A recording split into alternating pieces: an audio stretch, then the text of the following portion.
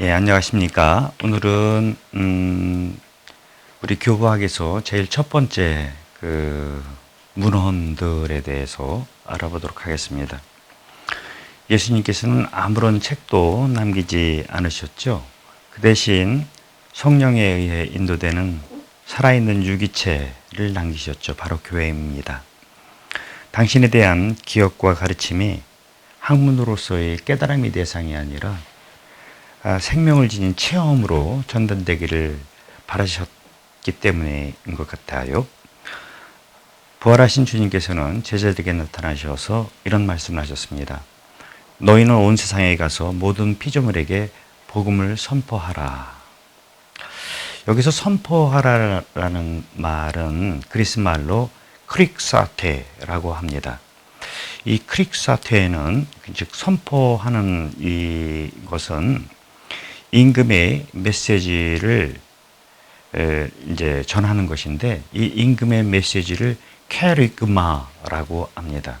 그 캐리그마를 선포하는 것을 크릭사테라고 이야기를 하는 것이죠.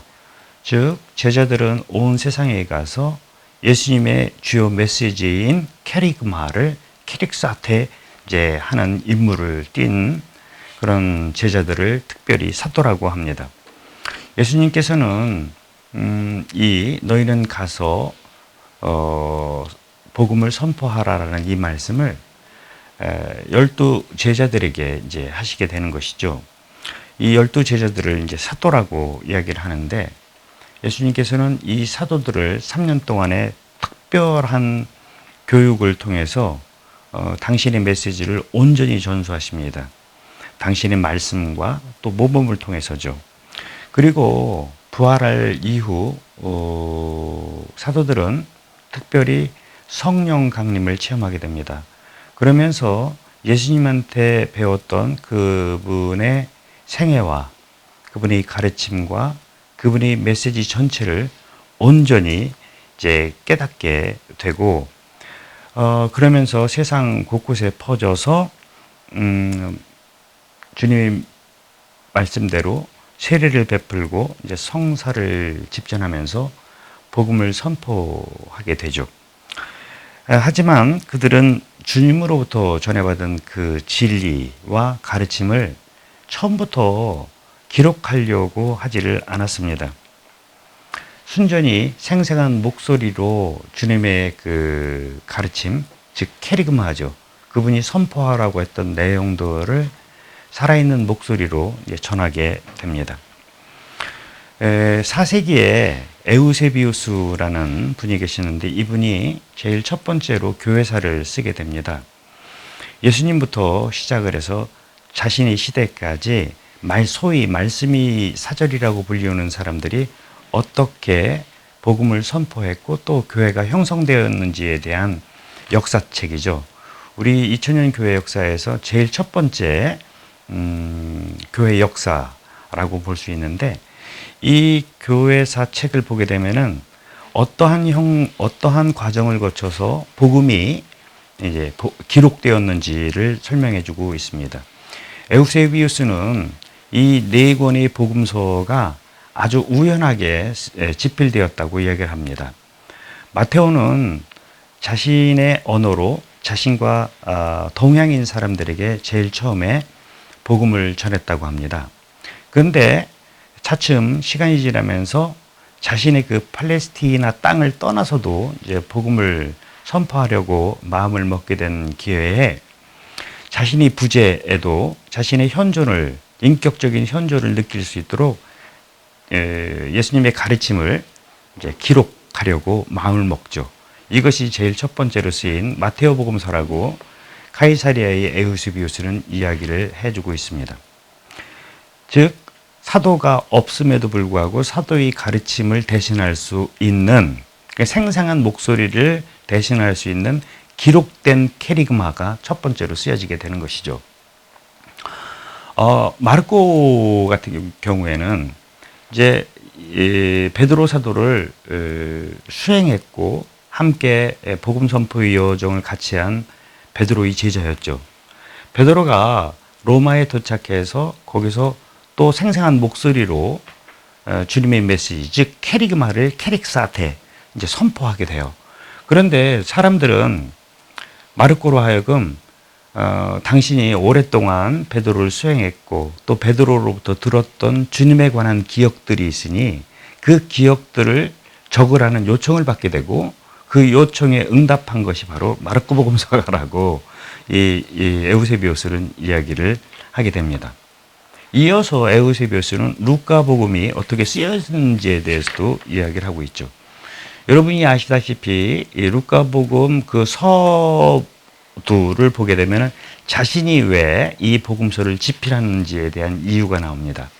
많은 사람들이 예수님에 관해서 일어났던 그 사건들을 이제 이야기하고 있는데 자신은 그 이야기들이 확실하다라는 것을 자신의 입장에서 드러내기 위해서 이 복음서를 썼노라고 이야기를 하고 있습니다. 루카는 바오로 사도의 제자였죠. 즉 바오로 사도로부터 들었던 내용과 또 그 밖에 다른 사도들로부터 들었던 내용을 토대로 해서 자신의 복음서를 썼고 썼다고 이제 이야기를 하고 있습니다. 맨 마지막으로 이제 요한복음인데요. 요한복음은 한 100년경에 집필되었다고 이야기하고 있습니다. 즉 요한이 복음서를 집필하려고 할 때 이미 새 복음서를 요한은 자신의 수중에 넣을 수 있었어요. 그래서 에우세비우스가 전하는 그 증언에 의하면 요한은 자신이 입수한 세 권의 복음서 마테오, 마르코, 루카죠. 를 보면서 이 중에 빠진 것이 있다라는 것을 깨닫게 되는 거예요. 물론 새 복음서를 진리라고 인정하고 확인해 줍니다.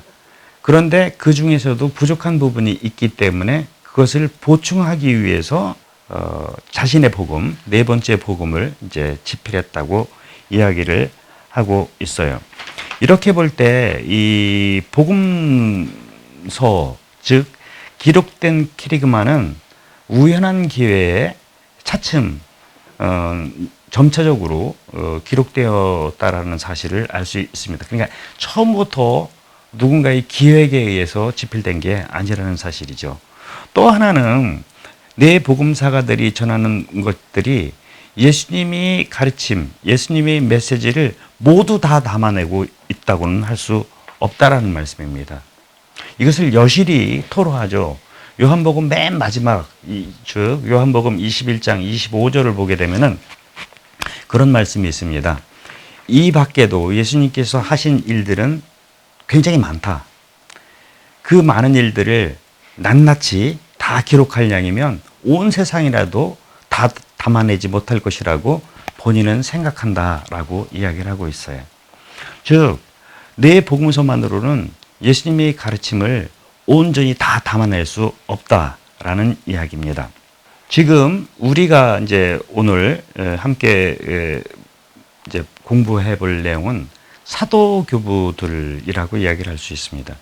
사도교부들은 누구냐면은 사도들이 직제자들입니다.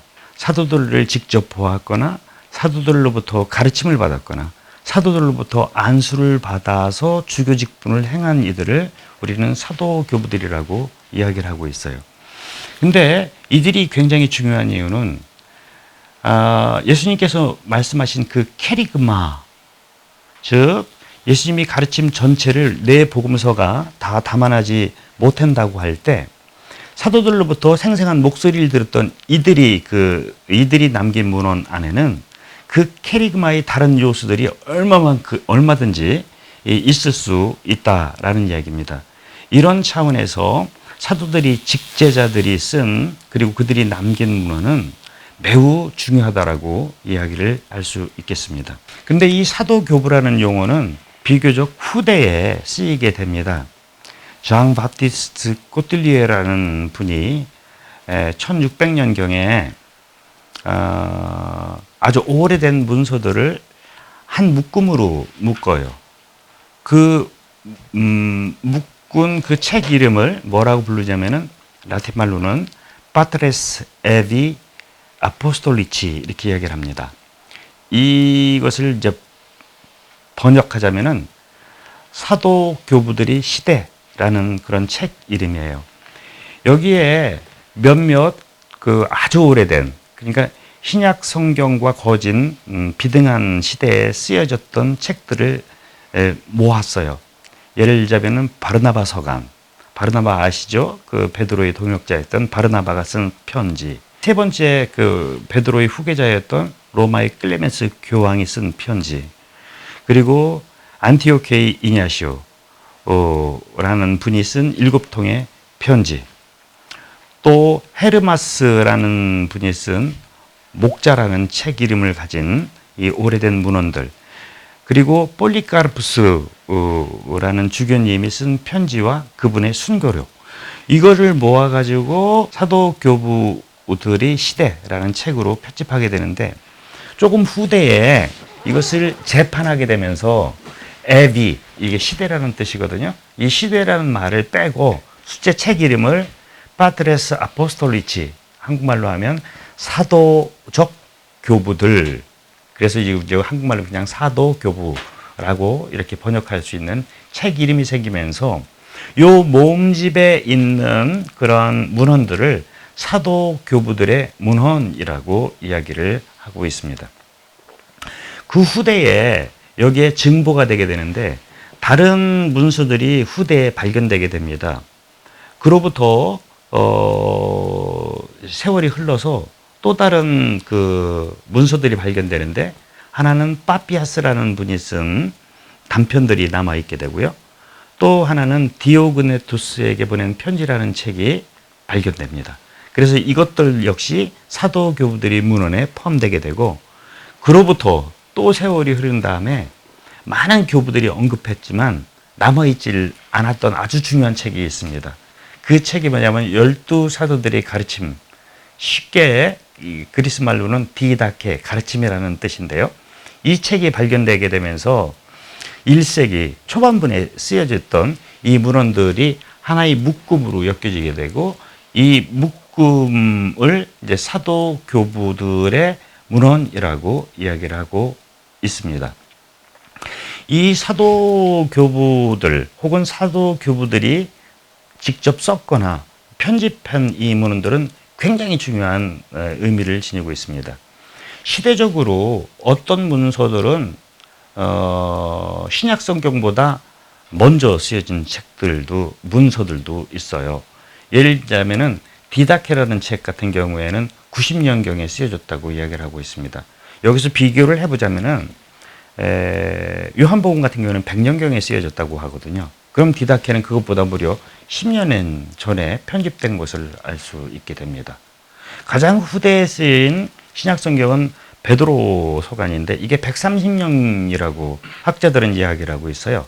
그런 차원에서 볼 때 디다케의 시간적 우위를 우리는 알 수 있게 되고, 그 다음 책으로는 로마의 클레멘스라는 분이 쓴 고린토인들에게 쓴 편지 같은 경우에는 95년경에 쓰였다고 이야기를 하고 있습니다.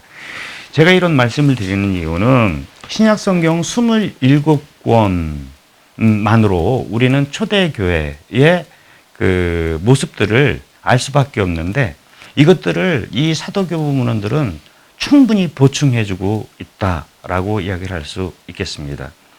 아까 말씀드린 대로 사도들은 예수님의 캐리그마를 온전히 다 전수받았어요. 근데 그들이 받은 그 캐리그마를 온전히 다 글로 기록하지 못했다. 나머지 것들은 어떻게 됐을까? 나머지 것들은 그 사도들의 제자들, 또 제자들의 제자들을 통해서 계속돼서 입으로, 생생한 목소리로 전달되었다라는 거예요. 이것을 우리는 트라디시오 오랄레, 즉 오랄리스, 즉 구전이라고 이야기를 하고 있는데, 아직까지도 기록된 캐리그마보다 이 사도교부 시대에는 이 구전에 의해서 구전의 중요성이 더 강조되던 시기라고 이야기를 할 수 있겠습니다. 이 27권의 책이 성경이 결정된 것은 4세기에 이르게 됩니다. 즉 4세기 이전까지 이 성경에 버금가는 그러한 중요성을 띈 예수 그리스도의 메시지를 알 수 있는 원천으로서 이 사도교부들은 매우 중요하다고 이야기를 할 수 있겠습니다. 이 사도교부들의 문헌을 하나하나 개별적으로 보기에 앞서서 몇 가지 특징을 이야기하자면은 이 책들은 순전히 교회 내에 있는 신자들을 대상으로 한 글들이라는 겁니다. 사변적인 신학이 배제되어 있고 매우 구체적인 사목적 목적을 위해서 이제 이 책들이 쓰여져 있어요. 그래서 교회 안에서의 일치라든지 또 장상에 대한 순명이라든지 그리스도인으로서 마땅히 지켜야 될 윤리 혹은 덕목이라든지 뭐 이런 것들이 있어요. 그러니까 이 사목적인 특징을 가지고 있다라고 얘기할 수 있고, 또 다른 특징은 아직도 임박한 종말이 올 것이라는 임박 종말 기대설이라고 할까요? 이런 그 느낌이 이 사도교부 문헌들 안에는 굉장히 많이 포함되어 있습니다. 그리고 이 사도교부들의 문헌을 통해서 우리는 많은 정보들을 알 수 있게 됩니다. 성경에 나와 있지 않은 교회사도 우리는 알 수 있죠. 예를 들자면은 베드로와 바오로가 로마에서 순교했다는 사실이라든지, 그리고 바오로 사도가 스페인까지 복음을 선포했다라는 사실을 알 수 있을 뿐만 아니라 초대 교회의 그리스도교의 교계 제도가 어떻게 형성되었는지도 이제 알 수 있게 돼요. 우리가 알 수 있는 소위 이야기하는 사목서관을 통해서만 우리는 알 수 있는 정보들을 이 사도교부 문헌들을 통해서 우리는 알 수 있다. 교의가 어떻게 발전되고 전례가 어떻게 형성되고 또 교회의 규범들이 어떻게 차츰차츰 늘어나고 조직화되고 또 교회의 체계가 어떻게 운영되고 있는지에 대해서 알 수 있게 되는 것이죠.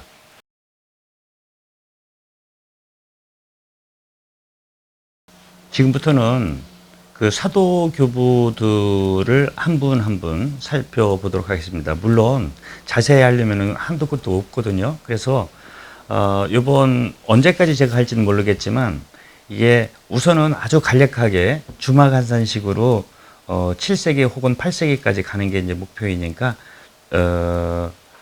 여기 이제 시즌 1이라고 한다면은 시즌 1에서는 이제 훑어보는 식으로 하고 시즌 2가 만약에 되게 되면은 좀 더 자세히 이렇게 알아보도록 하겠습니다. 그러면 사도교부들 중에서 가장 첫 번째로 로마의 클레멘스 교황님에 대해서 알아보도록 하겠습니다. 로마의 클레멘스 교황은 베드로, 리노, 클레투스 그 다음 교황이에요.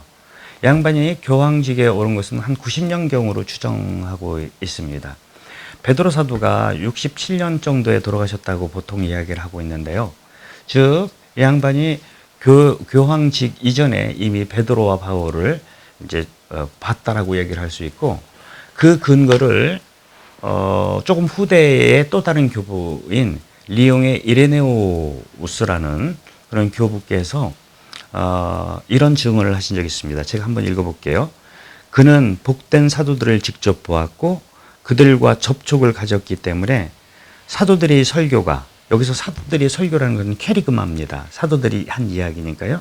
캐리그마가 아직 귓전에 울리고 사도들의 전승이 그의 눈앞에 어른거리고 있었으리라 여겨진다. 뭐 이렇게 쭉 이어지고 있습니다. 즉, 이 이레네오의 그 증언에 의하면 사도들을 직접 목격했고 뿐만 아니고 사도들이 생생한 목소리가 그의 귓전에 아직까지도 울리고 있다라는 이런 표현을 통해 볼 때 사도교부의 조건에 잘 맞는 분이라고 이야기를 할 수 있겠죠.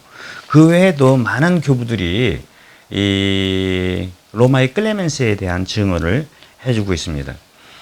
로마의 클레멘스가 남긴 문헌은 딱 한 권밖에 남아있질 않아요.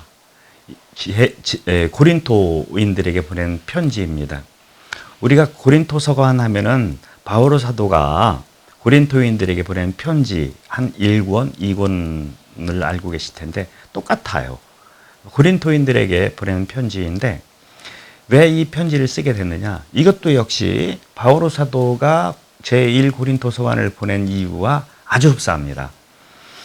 고린토는 여러분들 가보신 분은 알겠지만 그리스 반도의 아주 중요한 지정학적, 상업적 중요한 항구 도시였거든요. 그래서 수많은 사람들이 이제 거기에 이제 모이게 됐고, 거기에 바오로 사도가 복음을 선포했고 교회를 세우셨죠. 많은 이질적인 사람들이 한데 모여 살다 보니까 늘 이 가지나무 많은 나무 바람 잘 날 없다고, 여기도 그랬죠. 바오로 사도 때도 여러 분파가 불목을 하였죠. 바오로파다, 베드로파다, 게파파다, 아폴로파다. 여기에 이제 바오로 사도가 개입하게 되는데, 마찬가지로 이 로마의 클레멘스 역시 그 당시에 고린토 교회에 여러 불목을 접하게 되고, 그런 불일치 상태에 로마 주교로서 개입하는 편지를 쓰게 됩니다. 그 시기는 보통 95년경이라고 보고 있어요. 이 편지를 통해서 보게 되면은 고린토 교회의 일부 신자들이 합법적인 권위에 의해서 서품받은 장로들, 즉 교회의 집권자들을 내쫓는 일이 벌어지게 됩니다. 이런 일은 뭐 불행이죠. 교회의 비극이고, 이때 멀리, 여기는 이제 고린토잖아요. 멀리 떨어져 있는 로마의 주교가 거기에 개입하게 되는 거예요. 그러니까 이 내용은 뭐 여러분들이 추정해 보실 수 있을 것 같아요. 그들의 일치와 화목, 그리고 장상들에 대한 순명이라는 것이 제1 주제가 되겠죠. 이 주제를 끌어가기 위해서 로마의 클레멘스 교황님은 이제 구약 성경을 인용한다든지, 당시 스토이즘의 철학적 어떤 개념이나 이미지를 이용하신다든지, 심지어는 그리스 신화에 나오는 그런 일치를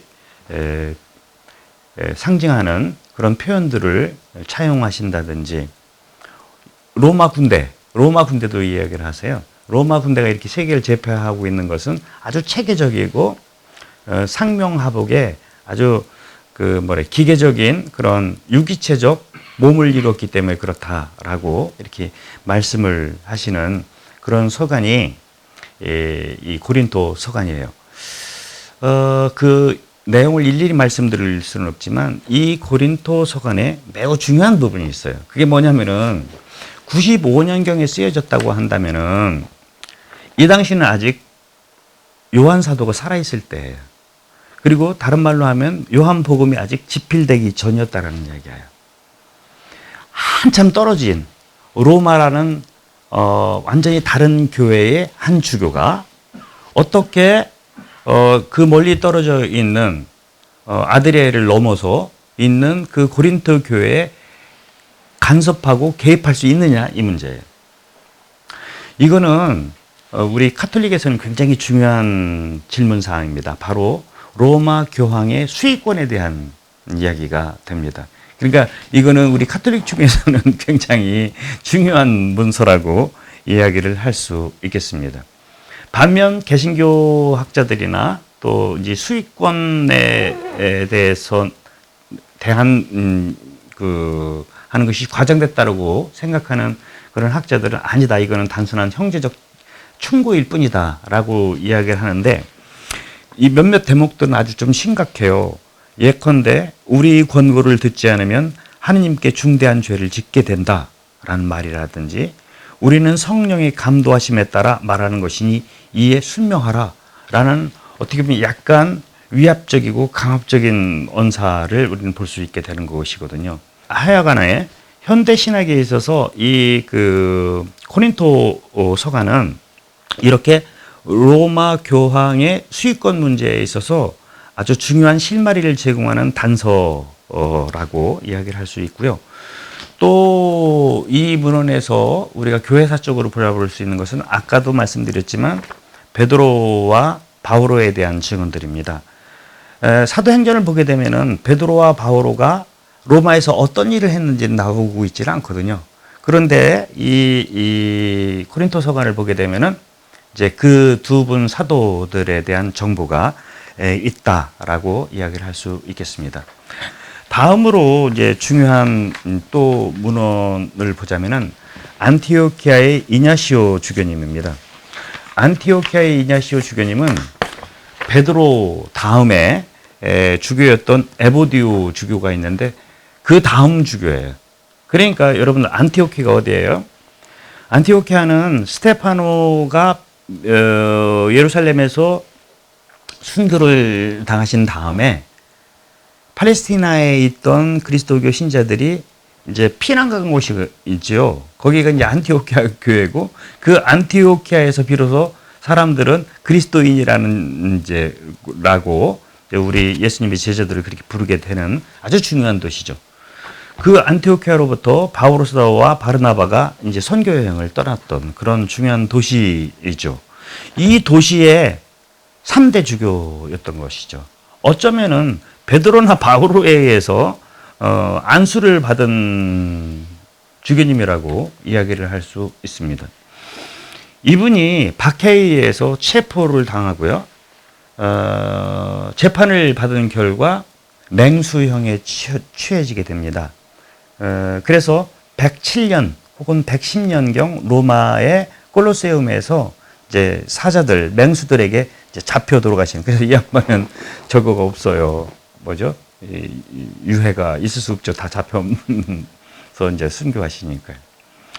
이분이 시리아에서 체포됐고 사형운동을 받으신 다음에 로마까지 가서 거기 로마 콜로세움에서 이제 순교를 하시게 되는데 그 과정에서 그 여정 중에 7통의 편지를 남깁니다. 여러분들 순교를 앞두고 죽음을 앞두고 쓴 마지막 편지는 어떻겠어요? 이 편지는 여러분들에게 한번 읽어보라고 권고를 드리고 있습니다. 권고를 드리고 싶습니다. 다행히 우리말로 번역이 됐고 이냐시오스의 7편지 이렇게 되어 있는데 분도출판사에서 나왔고요. 이게 굉장히 많아 보이지만 사실은 많지가 않아요. 왜냐하면은 이쪽은 그 그리스말 원본이고 이쪽은 한국말로 번역해 놓은 거라 사실 양이 많지가 않습니다. 7통의 편지인데 한 번씩 읽으면 영적 독서로 굉장히 좋겠다라는 말씀을 드립니다. 생생한 사도의 그 신앙 증언이 이제 담겨져 있는 7통의 편지라고 이야기를 할 수 있습니다. 이 7통의 편지는요, 6개의 공동체에 보낸 편지와 하나의 이제 한 인물에게 보낸 편지예요. 시리아에서 잡히신 다음에 순교를 위해서 이제 여행을 하시는데 머무르셨던 데가 어디냐면 스미르나라는 곳이에요. 지금은 터키의 그 서부 해안가에 있는 도시죠. 지금은 이즈미르라고 부르는 곳인데요. 그 스미르라는 곳에 도착하셨는데 한번 생각을 해보세요. 교회에 어른이 오셨다고 하니까 이제 위로차, 격려차, 또 그 주교님께 강복을 받기 위해서 또 한 번이라도 얼굴을 보기 위해서 주변에 있는 거기가 소아시아 지역이거든요. 여기에 있는 많은 교우들이 그 주교님을 보러 오신 거예요. 그때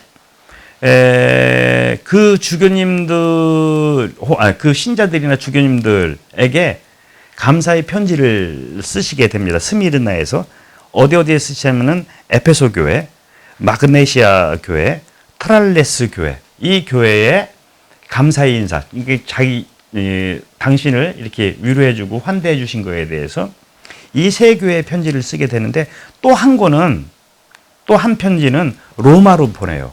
왜 로마로 보내냐게 되냐면은 로마의 이 소식을 이제 들은 결과 로마에 있는 신자들이 이 시리아의 교회의 원로를 이제 구명하기 위해서, 즉 순교당하지 않도록 이제 뒷거래를 하려고 하는 그런 정보를 들었나 봐요. 그러니까 그런 짓 하지 마시라고.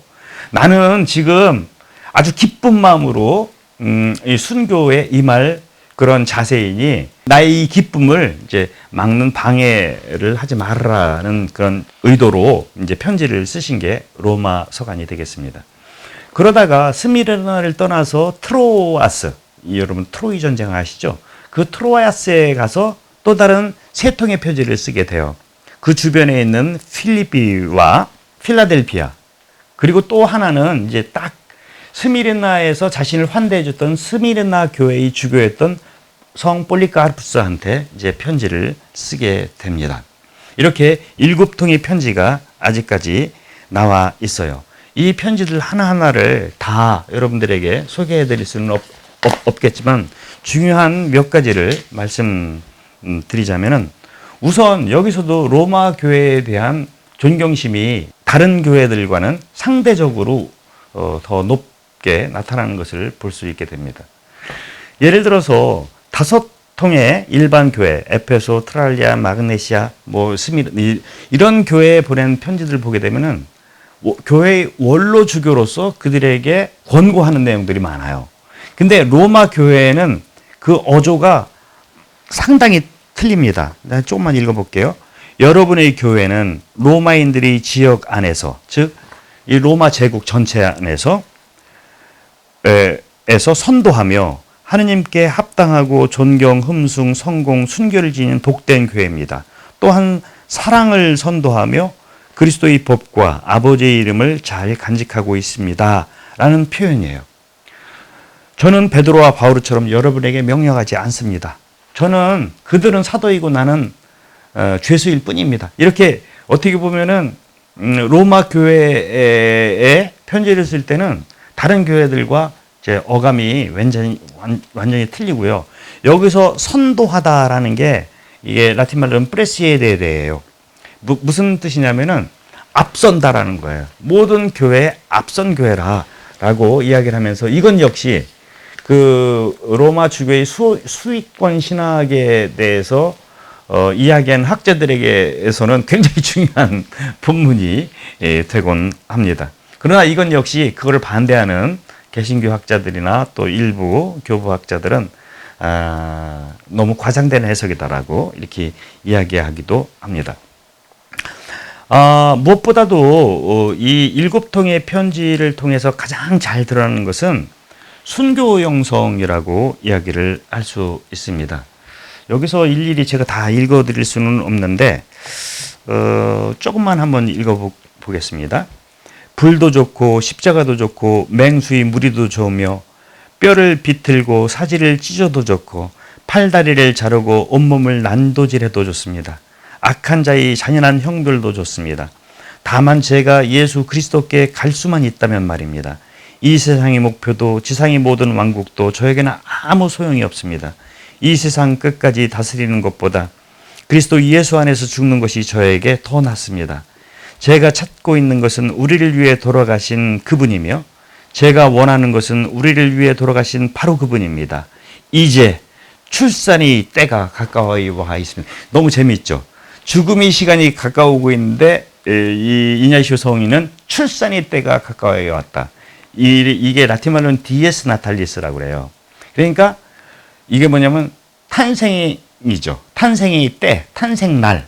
이때부터 우리 교회는 순교자들이 어떻게 보면 세속인 표현으로는 죽는 날인데, 그때부터 우리는 천상탄일이라고 이제 얘기를 하게 됩니다. 여기서 재미난 부분을 한 번만 더 읽어드리도록 하겠습니다. 제가 하느님을 만날 수 있는 이런 기회를 다시는 얻지 못할 것입니다. 여러분이 만일 침묵을 지켜준다면 그보다 더 좋은 일이 없을 것입니다. 그러나 만일 여러분이 저희 60만을 사랑하게 되면 저는 단지 소리에 지나지 않게 될 것입니다. 그냥 로마에 있는 신자들이 이제 구명하려고 했는데 그거 하지 말아라 이거예요.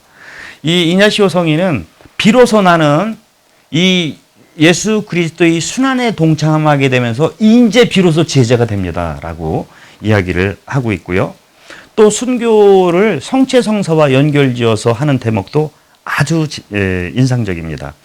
저를 맹수의 먹이가 되게 버려주십시오. 그것을 통해 제가 하느님을 만날 수 있습니다.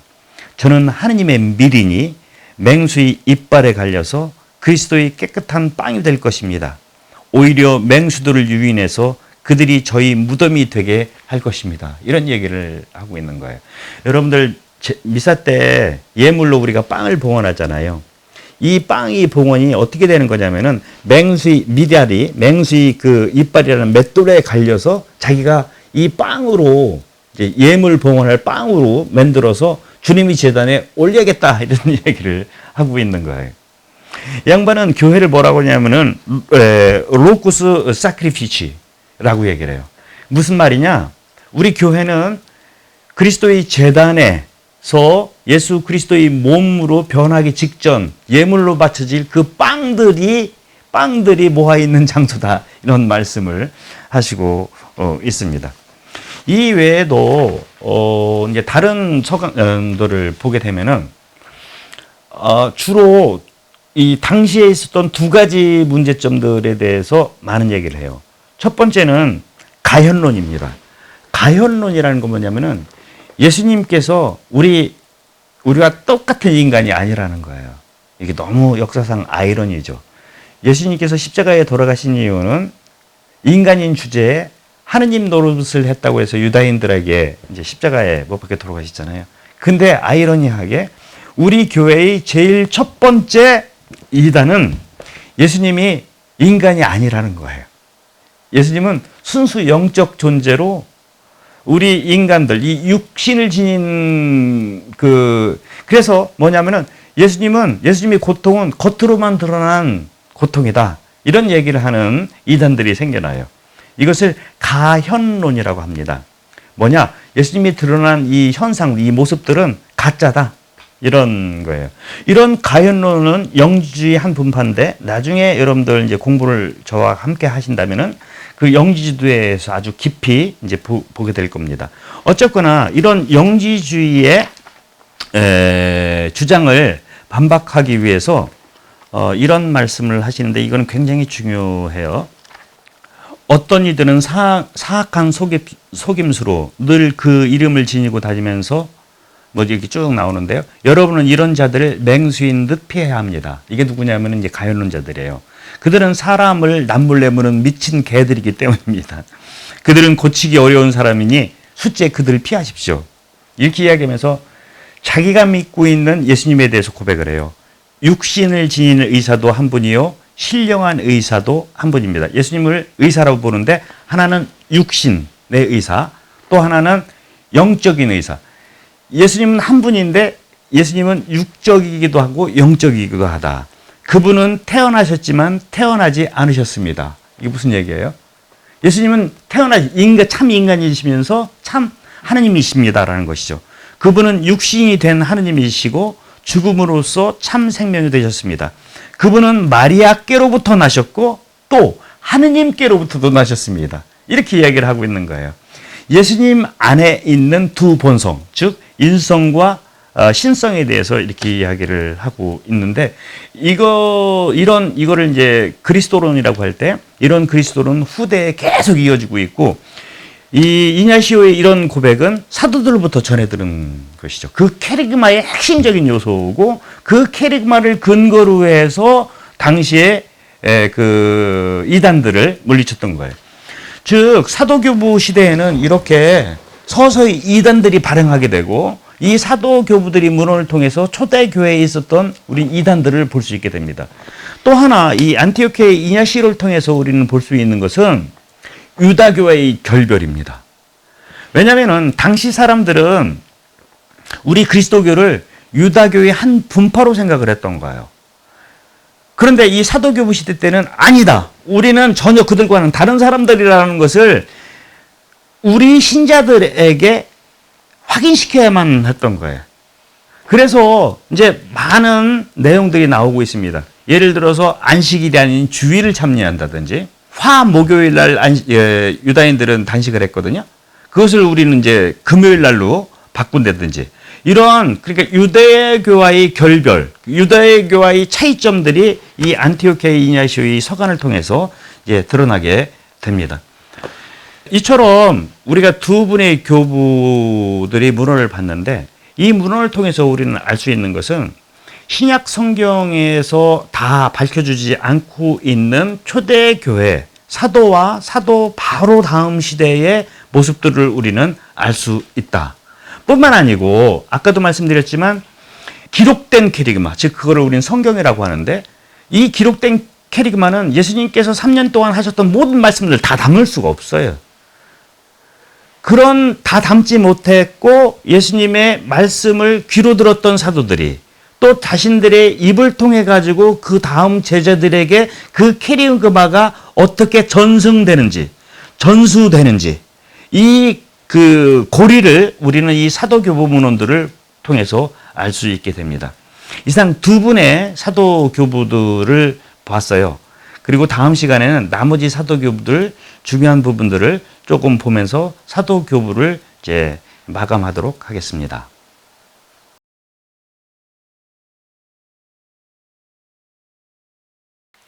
예, 안녕하십니까. 지난 시간에 이제 사도교부들에 대해서 보기 시작을 했는데요. 사도교부들 중에서도 이제 그 앞선 시대, 즉 95년경에 고린토에 편지를 쓴 로마의 클레멘스에 대해서 봤고, 그리고 안티오키의 이냐시오 107년에서 110년 사이에 로마 콜로세움에서 돌아가신 주교님인데, 그 순교의 여정 중에 7통의 편지를 쓰셨는데 아주 개략적이나마 이제 그 편지를 보았습니다. 또 다른 사도교부가 있는데, 안티오키아의 이냐시오가 스미르나에 머물렀을 때 그곳 주교였던 폴리카르푸스 주교님이십니다. 이 주교님에 대한 그 정보는 많은 교부들이, 후대 교부들이 전해주고 있어요. 그 중에 성 이레네오가 남긴 증언을 한번 읽어보겠습니다. 나는 복된 폴리카르푸스가 앉았던 자리와 가르쳤던 자리, 드날던 장소, 그의 모든 행동과 외모, 사람들 앞에서 행한 연설들을 당신에게 설명할 수 있습니다. 이게 어떤 대목이냐면요, 플로리누스라는 사람에게 쓴 편지인데, 이 플로리누스라는 사람이 원래 동양이에요. 이레네오는 폴리카르푸스의 제자였는데 이 플로리누스도 마찬가지죠. 근데 이 플로리누스가 이단에 빠지게 된 거예요. 그래서 이 사람을 이단으로부터 구출하기 위해서 폴리카르푸스의 권위를 가지고 자기가 얘기하려고. 그러니까 나는 폴리카르푸스를 다 알고 있다, 이 이야기를 하고 있는 거예요. 근데 그 폴리카르푸스가 어떤 사람이냐, 이게 중요해요. 그가 요한과 주님을 본 다른 사람들과 어떻게 교제하고 그들이 말을 어떻게 인용하였으며 그 주님과 그분의 기적과 가르침에 관하여 그들에게서 무엇을 들었는지도 설명할 수 있습니다. 폴리카르푸스는 로고스, 예수님이죠, 의 삶을 목격한 사람들로부터 모든 것을 전해 들었습니다. 이렇게 이야기를 하고 있어요. 그러니까 이게 벌써 재밌죠.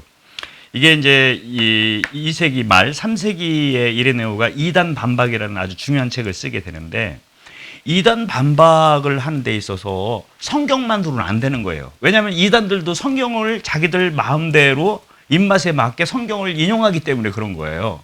지금도 우리 신천지 뭐 이단들 있는데 이 사람들도 성경 가지고 얘기를 하는 거예요. 그러니까 똑같은 성경을 가지고는 논쟁이 되질 않는 거예요. 그럼 뭐를 가지고 하냐? 자기보다 앞선 교부들의 가르침을 가지고 그거를 근거로 해서 이단을 반박하게 할 수밖에 없죠. 그러니 거기에서 이제 이 이레네오는 이 폴리카르푸스를 얘기를 듣는 거예요. 이단 반박이라는 책을 보게 되면은 아주 재미난 부분이 나옵니다. 로마의 주교들의 목록을 쭉 자기 시대까지 열거해요. 왜? 자기가 지금 이단을 반박하는 근거는 성경을 토대로 해서 반박도 하는 것이지만 교회의 전통, 전승, 아까 말씀드렸듯이 입에서 입으로 전달되는 구전, 입으로 전달되는 캐리그마를 통해서 당신들을 반박한다, 이 이야기입니다. 하여튼 이런 대목에서 폴리카르푸스를 이레네오는 인용하고 있어요. 이런 뭐 이레네오뿐만 아니고 또 다른 교부들도 많이 이용을 하고 있어요. 교회 에우세비우스의 교회사에도 나올 뿐더러 테르툴리아누스는 교부, 나중에 우리가 배우겠지만 이가 이단자 규정이라는 책을 쓰게 돼요. 이것도 역시 이단들을 반박하게 되는데 테르툴리아누스도 역시 앞선 교부들의 말을 인용하고 있다. 이게 이제 교박을 공부해야 되는 이유 중에 하나일 수 있습니다. 이 폴리카르푸스는 문헌을 하나를 남기는데 그 문헌 이름이 필리피인들에게 보낸 편지예요. 이 편지가 어떻게 쓰여지게 되느냐면은 필리피에 있던 그 신자들이 스미르나의 주교인 폴리카르푸스에게 부탁을 드립니다. 무슨 부탁을 드리냐면은 아까 안티오키아의 이냐시오가 7통의 편지를 썼다고 했는데 이 7통의 편지를 스미르나 교회는 다 필사본으로 가지고 있었어요. 근데 이거를 가지고 있으면은 자기네 교회도 그거를 베껴서 좀 보내주십사라고 이제 부탁을 한 거죠. 그러면 그거를 복사해가지고 보내주면 될 텐데, 그거를 보내는 중에 그것만 떡하니 보내기는 그러니까 교회의 원로로서, 그리고 한 교회 공동체의 이제 책임자, 주교로서 안부 인사 겸 그들에게 필요한 또 다른 당부를 하는 거예요. 여기서 보게 되면은 그 당시 교회의 구성원들이 나와 있어요. 주교뿐만 아니고 그 당시에 장로가 누구고 과부가 누구고 교회를 꾸몄던 여러 직분들이 나오고 있는데 그 직분들 하나하나를 거명하면서 뭐는 뭐 이렇게 하고 이거는 저렇게 하라고 그 사실을 통해서 우리는 초대교회가 어떻게 조직화되고 있는지를 이제 알 수 있게 되는 것이죠. 이렇게 초대교회의 구체적인 실생활의 모습, 케리그마가 교회 공동체 안에서 어떻게 적용되고 있는지를 우리는 이 필리피 서간을 통해서 알 수 있게 된다. 근데 이 편지를 통해서 우리는 또 다른 이제 교부학의 공부거리를 알 수 있게 돼요. 이게 전체가 14챕터, 14장으로 되어 있거든요. 13장을 보게 되면은 이런 내용이 있어요. 내가 이렇게 지금 편지를 쓰고 있는데, 물론 이제 안티오키아 이냐시오의 7통의 편지를 당신들에게 보내줄 거다. 그런데 혹시 이 필리피가요, 로마하고 더 가깝습니다. 그러니까 혹시 안티오키아 이냐시오의 순교 사실에 대해서 알고 있으면은 그 사실 좀 답장으로 보내달라고 이런 대목이 나와요. 그 말은 뭐예요? 아까 제가 지난 시간에 안티오키아 이냐시오는 107년에서 110년경에 로마에서 돌아가셨다고 그랬어요. 그 말은 뭐냐면 폴리카르푸스가 아직 그 순교 사실을 알지 못한다라는 거예요. 근데 재미난 것은 7장, 이게 지금 13장입니다. 전체가 14장으로 되어 있는데 7장에 보게 되면은 마르치온이라는 이단에 대해서 이야기를 하고 있어요. 이 마르치온이라는 이단, 나중에 이것도 다시 배우게 될 텐데, 어쨌거나 이 마르치온이라는 이단이 언급되고 있는데 이 사람들이 활동했던 시대는 130년이에요. 그러니까 한번 보세요. 13장에서는 아직 알지 못하는 거예요. 안티오키 이냐시오. 그러니까 110년, 111년 요때 이 편지를 썼을 때는 그 정도가 되는데 앞부분 7장에서는 130년 마르치온, 그 당시에 130년이나 돼야 나타나는 이단인데 이 이단을 거명했다는 것은 20년 넘게 시간적 갭 차이가 나는 거예요. 이거를 이제 해결해야만 하는 거예요. 이 이제 교부학에서는 보니까 이제 결론적으로 얘기를 하면 이런 거를 고대 문헌학이라고 합니다.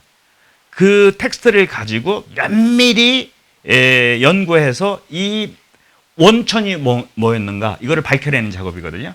그래서 현대 교부학에서는 원래 필리피 서간은 2통이 있었을 것이다. 하나는 안티오키아 이냐시오가 이제 바로 순교한 다음에 썼던 편지, 즉 7통의 편지를 보내면서 했던 편지이고, 또 하나는 나중에 우연한 기회에 또 쓴 편지. 근데 이게 전수되어 내려오면서 이게 섞였다라는 거죠. 이제 이런 것들을 연구하는 것도 역시 교부학의 또 다른 한 분야라고 얘기를 할 수 있습니다. 이렇게 간단하게 필리피 서간은 넘어가고요.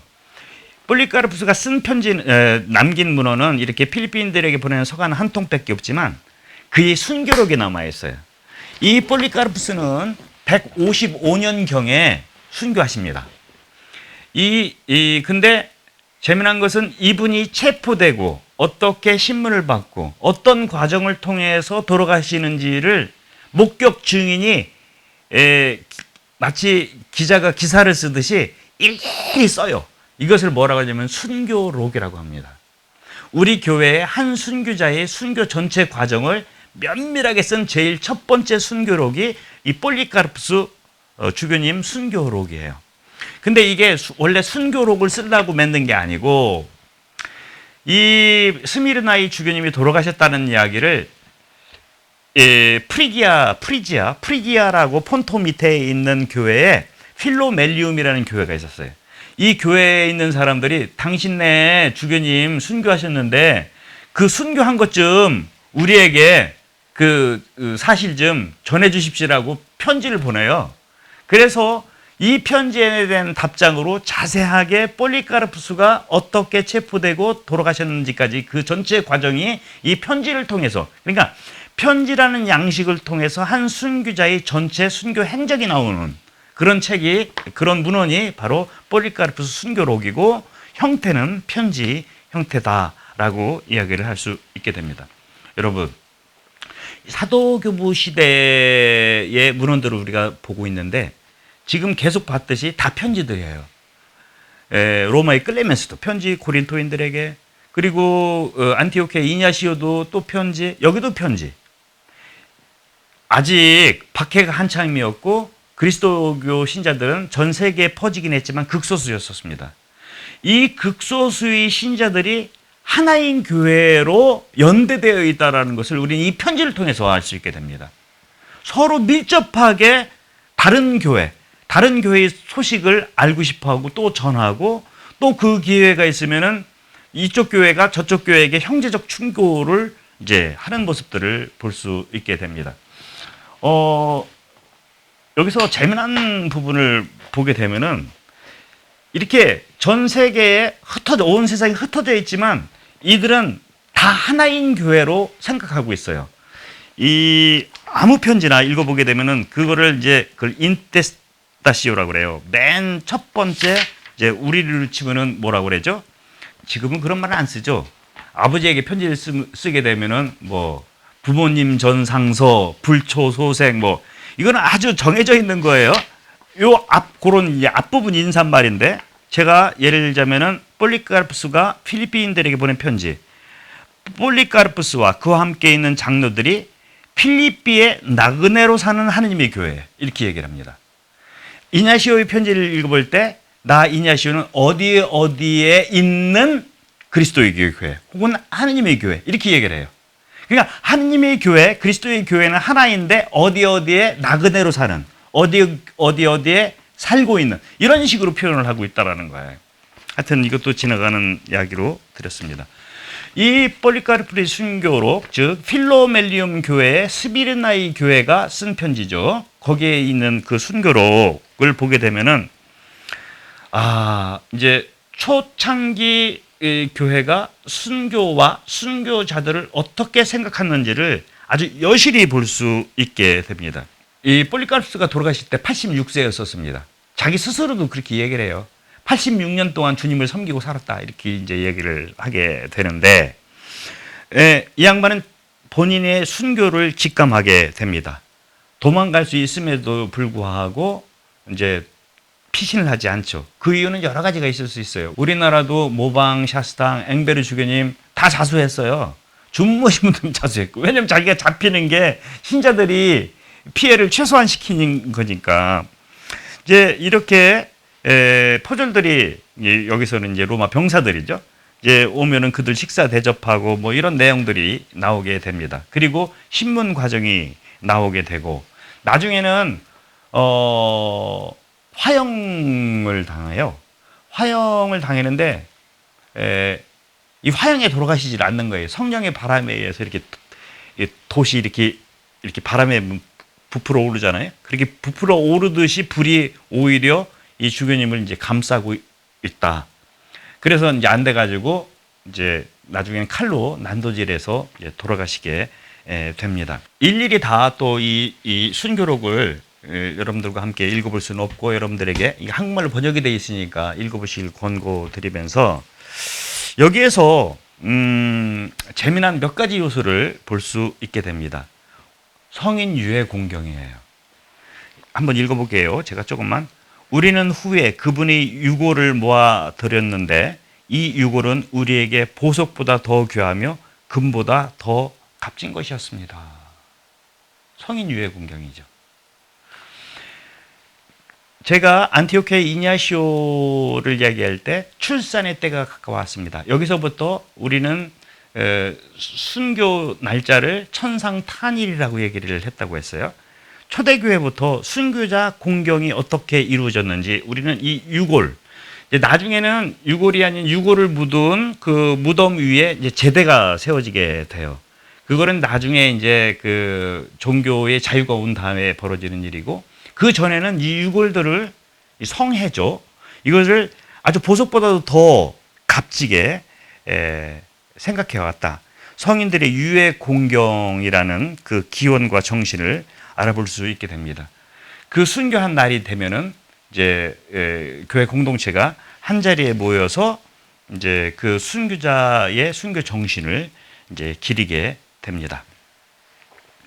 다음 이제 교부로는 그 에페소, 그 소아시아 지역의 에페소, 스미르나의 아주 인접한 조금 내륙으로 들어가면 히에라폴리스라는 동네가 있는데, 이곳의 주교님이셨던 빠피아스입니다. 근데 이 빠피아스 역시 폴리카르프스처럼 요한 사도로의 제자였었어요. 근데 유감스럽게도 빠피아스가 남긴 책은 남아있질 않아요. 그분이 쓴 책이 책 이름만 전해져 내려오고 있는데, 그 책 이름이 뭐냐면 주님의 말씀에 관한 해설이라는 책입니다. 그러니까 주님 말씀, 주님께서 어떤 말씀. 근데 여기서 여러분들 잘 생각해 보십시오. 이때는 이미 요한복음까지 다 완성됐던 때예요. 그래서 그 복음서들을 설명하는데, 이 빠피아스는 복음서만으로 주해를 하지 않고 들었던 것을 가지고 주님 말씀을 설명한다는 거예요. 그러니까 자기가 들은 구전된, 이거를 우리는 교회의 거룩한 성전의 한 부분이라고 해야죠. 그 성전을 통해서 주님 말씀을 해석했다. 이게 굉장히 중요한 의미를 지니고 있습니다. 한 대목을 읽어보겠습니다. 다 읽을 수는 없는데요. 자기는 탐날 때마다 사도들의 생생한 목소리를 들으려고 무진장 노력을 했다 이야기예요. 나는 장로들과 함께 살았던 사람을 어느 곳에서 만나게 되면 장로들의 말씀에 대해, 여기서 장로는 사도들을 의미할 수도 있습니다. 즉, 왜냐하면 바로 다음에, 즉 안드레아나 베드로, 필립보나 토마스, 야고보나 요한이나 마테오나 그 외에 주님의 제자들 중에 다른 어떤 분이나, 그리고 주님의 제자였던 아르스티온과 장로 요한이 무슨 말씀을 하셨는지 알아보려고 노력했습니다. 그 이유가 나와요. 보십시오. 왜냐하면 생생하고 길게 들은 이야기들은, 이제 직접 목소리를 통해서 들은 이야기들은 책을 통해서 얻을 수 없는 유익한 증언이라고 생각하기 때문입니다. 이렇게 이야기를 하고 있어요. 책보다도, 여기서 책은 비블로스예요. 여기서 그리스 말로 책이라는 건 비블로스입니다. 이거를 양키가 아니지. 영어로는 이걸 바이블이라고 발음을 하고 있는 거죠. 그러니까 적혀진 캐리그마보다도 아직 이 시대는 생생한 목소리로 전달되는 캐리그마가 더 위에 있음을 우리는 이 빠피아스를 통해서 알 수 있게 되는 것입니다. 그러니까 왜 우리 가톨릭에서 계시를 성경만으로 두지 않고 성전이라고 하는 그 이유를 우리는 이 사도교부들을 통해서 알 수 있게 되는 것이죠. 그 주님의 말씀 해설이라는 책은 남아있지 않지만 이게 단편으로 남아있어요. 여기서 단편이라는 것은 뭐냐면은 온권으로 다 내어오진 않지만 다른 교부들이 이제 인용을 했다든지, 이 조금 아까 제가 읽어드린 그 단편은 에우세비우스에 의해서 전해져 내려오는 단편이라고 이야기를 할 수 있겠습니다. 에우세비우스는 자신이 책을 쓰면서 그러니까 예를 들어서 A라는 자기 선배 교부를 이제 쓸 때 어떻게 하냐면 제일 첫 번째 생애를 써요. 두 번째는 그가 쓴 주요 작품들을 쓰고, 그 작품들만 쓰는 것이 아니라 그 작품 중에서 자기가 볼 때 중요하다고 생각하는 것을 컨트롤 C, 컨트롤 V를 해가지고 그대로 복사를 한다는 거예요. 그러니까 그 책이 없어졌어도 후대 사람들은 그 컨트롤 V 한 거를 읽음으로써 그 내용이 어떤 건지를 알 수 있게 돼요. 더 나아가서 첫 번째 생애, 두 번째는 작품, 세 번째는 자기 평가예요. 그이가 가르치는 그 어떤 교부가 가르친 주요 가르침들이 뭔지에 대해서 이제 이야기하고 평가를 이야기하는데, 왜 빠피아스의 이 책이 후대에까지 전달되지 않느냐? 빠피아스는 이 히아레폴리스의 빠피아스는 중대한 실수를 해요. 그게 뭐냐면 천년왕국설입니다. 천년왕국설이라는 건 뭐냐면은, 여러분들 세상 끝이 언제죠? 지금 우리의 종말론, 교리상 종말론은 주님께서 재림하는 날 세상이 끝이에요. 그때 죽은이와 산이가 부활해서 심판을 받게 되고 지옥과 천당으로 이제 갈린다. 이게 소위 이야기하는 사말교리라고 얘기합니다. 근데 즉 여기에서 보게 되면 세상 끝이 예수의 재림이고 이때 천당과 지옥이 갈리고 공심판이 이루어진다. 이렇게 되는 건데, 천년왕국설은 그렇지가 않아요. 세상 종말에 앞서서 1000년 전에 주님께서 오신다라는 거예요. 그래서 이 지상에서 1000년 동안 다스리다가 세상이 끝난다라는 거예요. 이해되셨는지 모르겠습니다. 정통 종말론은 예수님이 오신 재림이 끝이에요.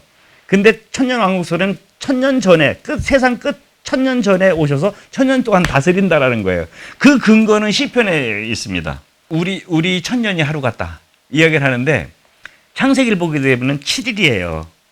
6일 동안 창조가 끝나고 맨 마지막 안식일이 있죠. 그래서 이 창조가 끝날 때가 6일인데 이게 6000년이라는 거예요. 그리고 마지막 그 6000년에서 7000년 사이에 이게 천년왕국 시기라는 겁니다. 이거는 좀 웃긴 것 같지만 나중에 이제 기회가 되면 이 천년왕국설이 나올 수밖에 없는 신학적 이유가 있어요. 그걸 생각하면 이게 그냥 웃긴 이야기가 아닙니다. 어쨌거나 후대에 이거는 2단으로 판명돼요. 2단으로 판명됐는데 이런 맹점이 있기 때문에 주님에 관한 말씀 해설이 이제 폐기되기에 이릅니다. 이렇게 세월이 흐르면서 어떤 한 교부가 이단적 내용을 얘기했을 경우에는 남아있지 않는 책들이 많이 있게 돼요. 그런 경우에는 이런 단편들을 통해서 우리는 알 수 있게 된다라는 말씀입니다. 또 하나 이제 헤르마스의 목자라는 책입니다. 이것도 역시 한국말로 번역이 되어 있어요. 제법 굵죠? 이거 굵다고 생각하시면 안 돼요. 굵어서 그냥 안 읽으시면 안 된다는 얘기예요. 왜냐면은 이만큼이 해제요. 해제. 이만큼이 해제고 요만큼 뒤 뭐 부록 같은 거 있고 요만큼이라고 쳐도 이렇게 하면 이쪽은 히란말 원래 원어고 이쪽은 한국말이에요. 그래가지고 그렇게 길지 않으니까 여러분들 한번 읽어보시면 좋을 것 같습니다. 여기는 헤르마스라는 분이 이 목자라는 책을 썼다라는 거예요. 이게 언제 썼느냐? 보통 이것도 이제 조금 문제가 돼요. 이 책을 보게 되면은 천사가 나타나가지고 헤르마스에게 책을 써가지고 한 권은 클레멘스한테 갖다 주라고 그래요. 클레멘스. 그 클레멘스가 어떤 클레멘스예요? 아하, 로마의 클레멘스죠. 로마의 클레멘스는 제가 저희 지난 시간에 말씀드렸듯이 교황직을 90년에서 100년 사이에 이렇게 했다고 해요. 그러면은 이 책은 그때 쓰여진 책이라고 볼 수 있어요. 근데 재미난 것은 무라토리우스 단편이라는 게 있습니다. 무라토리우스 단편 혹은 무라토리 단편이라고도 이야기를 하는데 1700년경에 저 밀라노의 암브로시오 도서관의 관장님이셨는데 거기서 막 보다가 막 먼지에 쌓인 그 파피루스를 발견하게 되는 거예요. 그래가지고 그걸 딱 보니까 아이 글쎄 여기에는 정경 목록, 정경이란 말은 제가 오늘 처음 말씀을 드렸는데 진짜 성경 목록표가 쭉 있는 거예요. 그 목록표에 보니까 요거는 성경이니까 이제 나중에 외경을 배우시게 될 거예요. 여러분들 복음서에 마테오, 마르코, 루카, 요한만 있는 게 아니고 다른 복음들도 많아요. 이런 거를 외경이라고 그러고 이걸 정경이라고 그러는데 이 무라토리오 단편을 보니까 초세기 로마 교회에서 생각하고 있는 정경 목록표가 쭉 나온 거예요. 이거는 진짜 중요한 책이니까 이거는 정경 전례에 읽혀지는 책이다. 그리고 정경 아닌 것들 이런 외경들이 쭉 나와요. 근데 그 외경류에 이 책이 들어가 있는 거예요. 근데 재미난 것은 이 외경 중에서도 어떤 얘기를 하냐면 읽어도 좋은 책, 외경이라도 다 나쁜 게 아니라는 거예요. 또 어떤 거는 읽어서는 안 되는 책, 뭐 이렇게 나누고 있는데 이 목자라는 책은 정경은 아니지만 읽어도 좋은 책 이렇게 얘기를 하고 있던 거예요. 그래서 학자들은 이 책을 뭐라고 생각했냐면은 여러분들 이미타시오 크리스티 그 뭐라 그래? 한국말로는 준주성범이라는 책이 있어요. 지금 우리 한국 천주교 신자들은 안 읽지만 저희 윗세대만 해더라도 신심서적으로 굉장히 많이 읽었던 책이에요. 근데 이거를 고대 시대의 준주성범에 이렇게 이제 필적한다고 이야기를 하고 있습니다. 그 클레멘스 시대 때 쓰여졌다고 하는데 이것도 마찬가지로 그 무라토리에 보면은 여기에서는 비오 교황, 제1대 비오 교황의 동생이 헤르마스였고 그 사람이 썼다고 그래요. 근데 비오 교황님은 140년에서 150년 정도의 로마의 교황이었거든요. 그럼 보세요. 여기서도 시간 차이가 나는 거예요. 하나는 100년으로 치면은 하나는 50년, 150년이라면 50년의 갭이 있어요. 아하. 그래서 이 책은 헤르마스라는 사람에 의해서 항목에 쓰여진 것이 아니라 로마 교회에 있던 여러 전승들을 묶어서 편집된 것이라고 이제 후대 학자들은 추정하고 있습니다. 그러면 이 책의 내용을 좀 보도록 하겠는데요. 이 책은 크게 1, 2, 3부로 나누어져 있습니다. 1부는 교회에 대한 환시예요. 헤르마스라는 해방 노예가 있었어요. 이제 그 주인이 롯데라는 사람인데 여주인인데 이 여주인이 해방시켜 준 거예요. 그러면서 천주교 신자가 되고 근데 천주교 신자가 됐으면 은총 속에서 살아야 되는데 세례를 받고 새 삶을 이제 이렇게 살아야 되는 건데 여러분들 세례 받고 죄 하나도 안 짓나? 죄 짓고 살죠. 이때만 해도 벌써 주님의 종말, 임박한 종말이 자꾸 늦어지는 거예요. 그러니까 어떻게 돼요? 사람들이 이완되는 거예요. 그러니까 내일 모레 세상 끝이라면 주님 오신다고 그러면 여러분 죄 짓겠어요? 죄 안 짓지. 근데 이게 자꾸 지연되다 보니까 죄 지을 게가 늘어나는 거예요. 이 책은 어떤 책이냐면은 죄 지은 사람들이 회개로 초대하는 책입니다. 어쨌거나 그런데 제일 처음에는 천상적 인물이 나타나요. 처음에는 할머니 모습으로 해다가 점차 나타날 때마다 젊어지는 한 신비로운 여인의 모습으로 드러나고 맨 마지막으로는 목자의 모습을 하고 나타나요. 천상 인물이에요. 이게 여러분 요한 묵시록을 보게 되면은 천상의 어떤 인물로부터 계시를 받잖아요. 그래서 이거는 장르적으로 볼 때 요한 묵시록과 같은 묵시록 계통의 문헌이라고 볼 수 있게 됩니다. 어쨌거나 5개의 환시가 이제 1부를 이루고 있고요. 2부는 12개의 계명들이 나타나고 있습니다. 이 12개의 계명은 구체적으로 그리스도교 신자들이 어떻게 살아야 되는지 제가 제목만 조금 읽어볼게요. 신앙과 하느님에 대한 경외심과 항구함, 단순하고 순결한 마음, 성실함, 결혼 생활에서 이제 어떻게 생활해야 되는지, 결혼 부부 생활, 그리고 배우자가 죽었을 경우에는 또 어떻게 해야 되는지, 또 뭐 하느님을 신뢰하고 의심을 슬픔과 염세주의를 아니 이렇게 아주 구체적인 그 우리 윤리적 지침을 이야기하고 있다. 그러니까 1부에서는 회개로 초대하고 2부에서는 구체적으로 계명을 어떻게 실천해야 될 건지를 얘기하고 있어요. 근데 재미난 것은 이 계명들 12개의 계명이라고 하는데 이건 자기가 맹인 계명이에요. 뭐 말 많고 거짓된 예언자를 피한다. 이런 건 자기가 만든 계명인데 이 계명을 자기 말로 하는 것이 아니라 예수님 말씀을 빌려서요. 근데 재미난 것은 우리가 알고 있는 내 복음서 외에 주님 말씀들이 여기에 포함되고 있다는 얘기입니다. 그러니까 이 말은 뭐예요? 자신의 그 스승으로부터 들은 예수님 말씀인 거예요.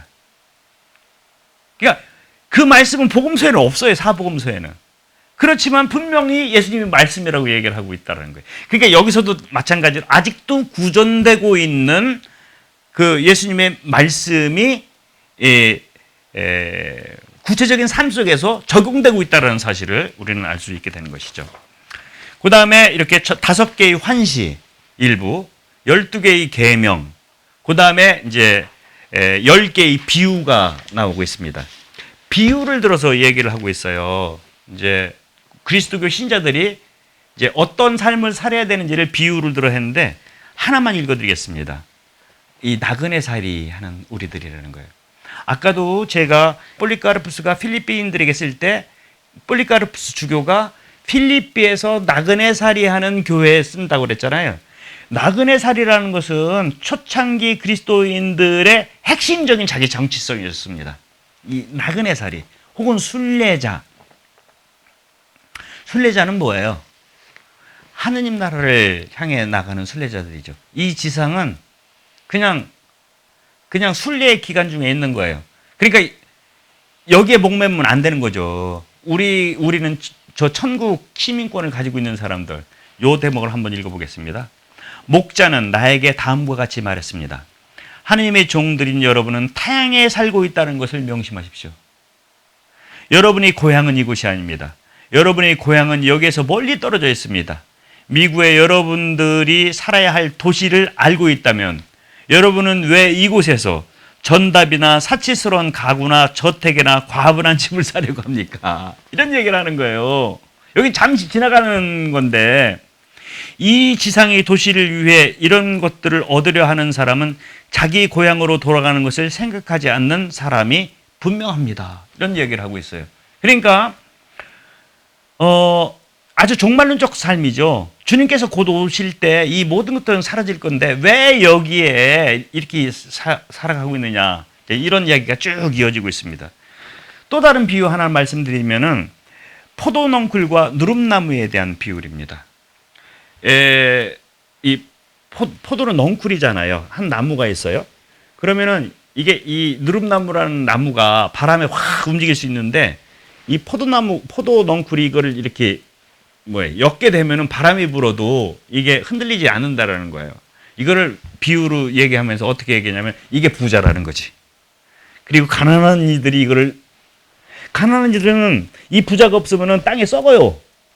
이게 부자를 통해서 올라가야 되는 거예요. 근데 이 부자는 가난한 이들이 이렇게 해주지 않으면은 이거는 바람이 불면 쉽게 쓰러지는 거예요. 그리고 이 포도는 그런 진짜인지 모르겠지만 하여튼 이 책을 통해서 보게 되면은 옆에 있는 물들을 빨아들여요. 그러니까 이 누름나무가 목마르지 않은 거예요. 부자와 가난한 이, 부자의 나눔과 가난한 이들의 기도, 이게 어우러져야 된다. 이런 이야기를 하고 있습니다.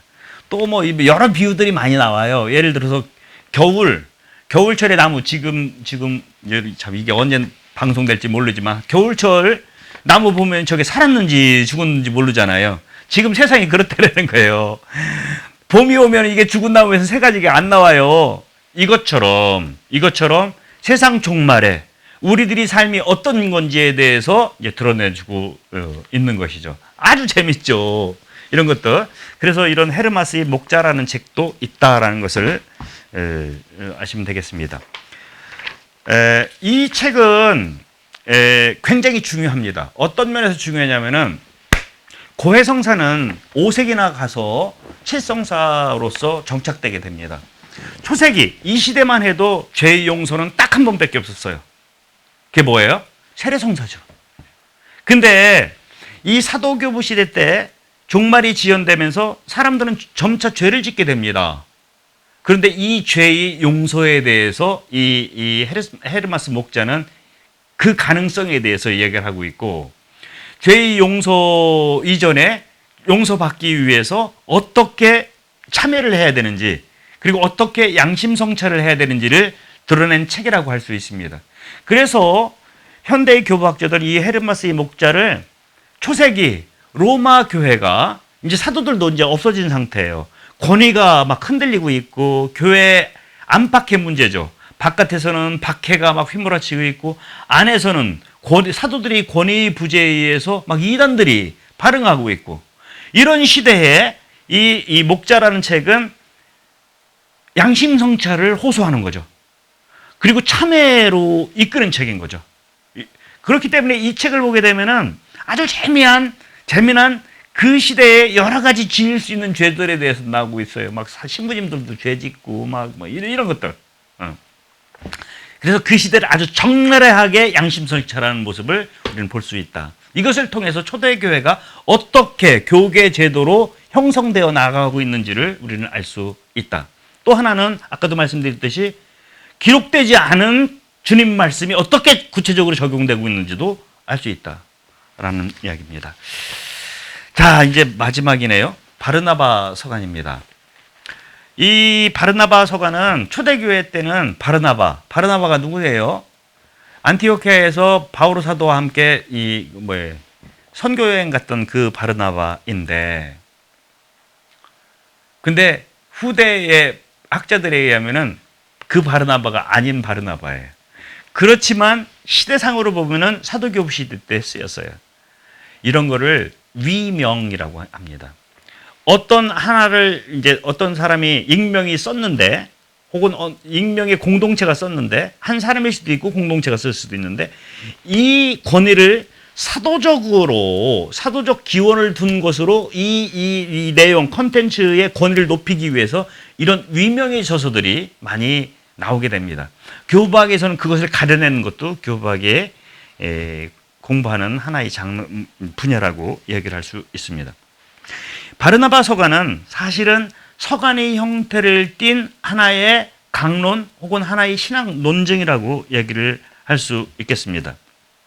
신약성서의 사목서간들처럼 신약성서에 예를 들어서 유다서, 베드로 서간, 야고보 서간, 이런 거는 한 사람 혹은 한 공동체만을 겨냥한 게 아니거든요. 모든 공동체가 그것을 다 읽으면서 묵상하도록 초대하고 있는 거거든요. 바르나바 서간 역시 이제 그러한 종류라고 보시면 됩니다. 마치 이 가톨릭 서간이라고 불리우는 그런 사목서간들과 비슷한 유다라고 볼 수 있게 됩니다. 이것은 전반부와 후반부로 나눠지고 있는데, 전반부는 주로 이론편이에요. 이 이론편이 상당히 중요합니다. 왜 중요하냐면은 이 학자들이 이 바르나바가 아니라고 하는 이유는 이 서간을 보게 되면 굉장히 유다인들에게 비호감적입니다. 제가 안티오키아 이냐시오를 얘기할 때 말씀드렸죠. 이 시대는 아직 유다교와 그리스도교가 짬뽕이 되어 있는 거예요. 다른 사람들이 눈을 볼 때는. 우리는 완전히 다른데. 근데 짬뽕 될 수밖에 없는 게 아직 신약 성경이 정경화 작업이 안 돼 있고, 이 당시에 성경 하면은 유다인들과 같이 읽는 구약 성경이에요. 우리들도 구약 성경을 읽었고 유다인들한테는 말할 필요도 없고. 근데 여기에 충돌이 되는 겁니다. 바르나바 서간의 그 이론표는 뭐가 나오는 거냐면은, 한마디로 얘기하면 바르나바 서간은 유다인들, 니들은 이거 읽을 자격이 없어. 왜? 우리가 진짜 새로운 하느님 백성이야. 이렇게 우기는 거예요. 니들이 읽는 거는 자구적으로 읽는데, 글자만 봐서 읽는 거예요. 예를 들어서 동물들 먹지 마라. 새는 먹지 마라. 이런 것들을, 그렇기 때문에 새 안 먹는 거예요. 그게 중요한 거 아시다. 새는 이렇게 날치게 하잖아요. 새가 농사 짓지 않잖아. 막 남이 잡아온 거 독수리 같은 게. 도둑질 하지 말라라는 걸로 이걸 읽어야 된다. 이런 식으로 이야기를 하는 거예요. 자구적으로 읽어서는 안 되고 예수 그리스도의 사건을 통해서 구약 성경을 읽어야 된다. 이렇게 이야기를 하는 겁니다. 구약 성경 자체로는 의미가 없다. 예수님을 통한 파스카 사건을 통해서만이 구약 성서는 의미를 지니고 있다. 따라서 우리는 예수 그리스도 가르침을 받은 사람들이기 때문에 이 구약을 정당하게 해석할 수 있다라는 얘기입니다. 그러니까 한번 생각을 해보세요. 이 랍비들이나 유다인들이 볼 때는 미치고 팔짝 뛰는 얘기일 거예요. 굴러온 돌이 박힌 돌을 빼내는 식인 거예요. 그것을 일목요연하게 논리적으로 쓴 논문이 이 바르나바 서간의 전반부라고 이야기를 할 수 있겠습니다. 성서의 자구적인 해석 방식을 거부하고 완전한 인식을 가진, 즉 예수 그리스도를 체험한 우리만이 거기에 대한 올바른 해석을 할 수 있다라고 이야기를 하면서, 여기서 나오는 게 나중에 이제 제가 또 여러 차례 이제 말씀드릴 기회가 있지만, 이것을 성경의 예형론이라고 얘기를 합니다. 예형, 워정이 있고 예형이 있죠. 이 예형은 프레파라시오. 그러니까 이 원형이 나타나기 전에 미리 상징적으로 예견한다라는 거야. 이게 무슨 말이냐? 구약 시대에 예를 들어서 모든 물들은 신약의 세례성사의 물을 예비시키는 예형이었다. 이게 원형이라는 얘기예요. 예를 들어서 노아의 홍수, 이거 또 홍해를 가른 물, 이런 것들. 예? 모세가 지팡이를 바위를 쳤는데 거기서 물이 이렇게 나왔다. 그 바위가 신약에서는 예수님이에요.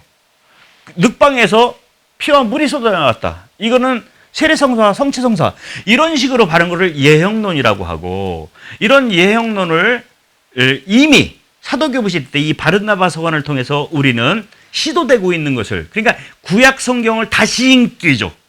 철저하게 그리스도교적 시각으로 다시 읽는 그런 것을 우리는 볼 수 있게 됩니다. 그리고 후반부는 이제 실천편이에요.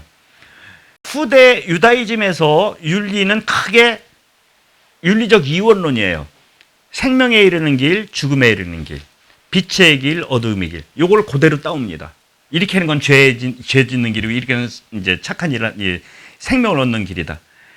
유다인들의 윤리를 따른 것 같지만 늘 예수님의 말씀을 여기 삽입시킨다는 거예요.